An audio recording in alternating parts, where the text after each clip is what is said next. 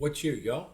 Welcome back to Reddit the Wire. Well, Churchill Downs, it's the closing weekend, and they've got some significant stakes races on Saturday's card, and one of them is the Lukas Classic. It's a Grade 2, 10th race on the card, running a mile and an eighth for 3-year-olds and up, and obviously this race takes a little more significance this year because it's the first time it's being run without its namesake, the Hall of Famer, the coach, D. Wayne Lukas. Rest in peace.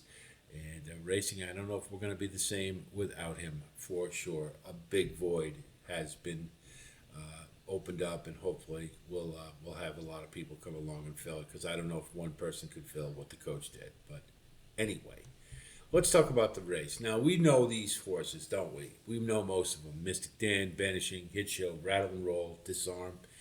Very difficult race to handicap, in my opinion, based upon the similarity of the horses. So, the first thing we want to look at is race shape, of course, and I think Willie Dees is an intriguing horse in this race from Mike Maker. His barn is firing on all cylinders, and Willie Dees is one of those classic Mike Maker claims where he's stretching this horse out, and he's been getting progressively better. This is a horse who's heading in the right direction. I'm just concerned that maybe he's a little bit outclassed here. That's really the only issue. But he's in good form, and I'll tell you, I really thought about putting him on top in this race. I just got a feeling he's not going to be able to hold off this much class. That's really it. I wouldn't talk you out of using him at all. I may. It'll depend on the odds, and it'll depend on how he looks in the paddock in comparison to everybody else, just like any other stakes race. So don't throw him out completely. For now, on paper, we're going to throw him out.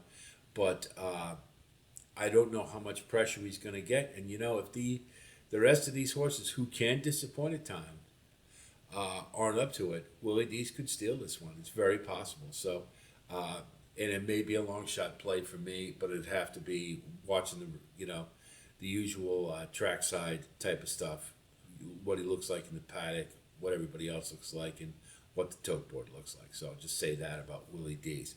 Prince of Power ran about as well as he could run and couldn't beat Tumba Rumba in the R.A. Cowboy Jones. Put him on turf in Kentucky Downs and didn't merit much acclaim. He didn't do terribly well there, and I think this is a horse, and I think he's just outclassed here more than anything else. So I'll pass on Prince of Power. Mystic Dan, we all know the story about him. The Stephen Foster, he ran about as well as he could run and still couldn't do better than fourth. He's not a grade 1 horse. He just isn't. Not at 4 years old and older against older horses. He's a good horse. He's a solid horse. And he fits in this race for sure. He's not going to have Brian Hernandez. I wish you well, Brian. After that spill he had, apparently the surgeries, he's come out okay. So we'll have the best of thoughts for him, and hopefully we'll get on the track soon. But he's not in here for this race. Francisco Arrieta is the only other one who's ridden Mystic Dan. So you can count on it. He's not going to get that ground-saving trip. I don't know that he necessarily needs it here. But he's a horse that it's really hard to like him on top. He did win the Blame pretty professionally. Maybe this is a field that's kind of similar, maybe a little bit better. So is he one I'd throw out? No. Is he one that I can put on top? No. He's in the mix. That's best I can do with Mystic Dan. Banishing is kind of the same thing. This is an ultra consistent performer. You got to love him. Every time you think he's not going to run a good race, he does. I mean, he's just very, very consistent. Whatever David Jacobson is doing with him, it's working. I do not like the tab necessarily, but what can you say about Banishing? He seems to Jacobson crammed 4 works into this horse, and not on the usual 7-day spacing that you like to see, and that's really kind of the alarming thing to me. But it's 4 works, so he should have some bottom for this race, and it's hard to overlook him. So Banishing's one certainly you have to use. Can I think about him on top for a win bet? Well, maybe, but it's like I said, with all of them, there's question marks. So he's a horse to use, yes, but do I want to put him on top? I don't know. Maybe we'll see. It'll be a race day decision. Hit Show won the Dubai World Cup. Let's face it, Forever Young wasn't at his best that day, and that consequently made that race like a grade three. And that's what Hit Show wins. He wins grade threes. We know this. This is a grade two. Is this a race he's competitive here? Yes. And Hit Show would be my second choice to win this, mainly because Churchill Downs usually plays for his kind of style. Um, I don't know that I think the pace will be honest, and I just think he's capable. He won the West Virginia Governor's Cup coming back out of Dubai. I think that signals that he's probably ready to roll.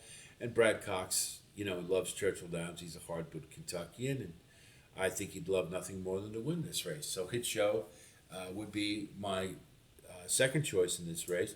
Rattle and Roll, again, trying to find ways to separate these horses. Rattle and Roll, I didn't like his work tab at all. Only 3 works. It signals to me that he's not back, he's not ready to run yet. Perhaps this is a tune-up for something else. But I can't like him right now. I think maybe the Clark handicap they might be looking at. I don't know. But right now, if we have to find ways to separate them, I didn't like the tab, and that was enough for me to exclude Rattle and Roll. Could he still get into the money? Sure. It's that kind of race. It's a tough one. I settled on Disarm, and here's why. And I'm not going to tell you anything you haven't heard before, haven't thought before. He's got Irad Ortiz aboard, and every trainer that has reached out for Irad lately has been rewarded because he's been on a lot of horses he hasn't ridden before, and he's won them all. That's enough for me. Disarm is third off the layoff. Yes, I know he's disappointing. Everything you're thinking about Disarm, I thought the same. But I also think that Irad, maybe they're going to get him a little more forwardly placed. I don't know. But, I was at the Pennsylvania Derby, and Steve Asmussen was there, and that immediately, my radar went up because I was like, what's he doing here? In Magnitude, I don't know how much of a chance he has. Well, he took Magnitude off the pace, and he finished a pretty good second.